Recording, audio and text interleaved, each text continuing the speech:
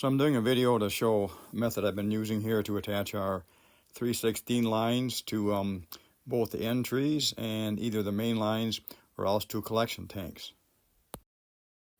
Well, it's not a method that I've come up with. I actually saw this on YouTube several years back, and I've been using it for 3 to 4 years now, mostly on our smaller trees, which are about 2,000 here in the sugar bush that we've got.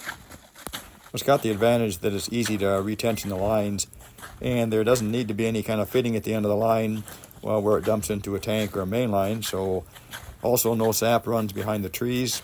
So unless the sun eventually destroys it, I'll probably keep using it. Uses a 1/4-inch hollow braid polypropylene rope. I do have a concern that whether or not this stuff is actually UV proof. If it isn't, I'm going to have a lot of work to do at some point. Recently I did order some from a marine seller that claims it to be U.S. made, and this appears to be of a better quality than what I have been using.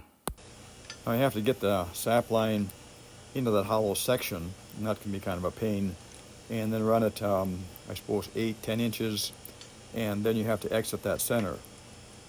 Recently I've made a kind of a threading needle device that seems to work out pretty well. Of course, I did like 1,500 taps before I thought about this. It's got a tapered section that the 3/16 line follows up the center of the rope, and that section there, that tapered section, will spread the rope out.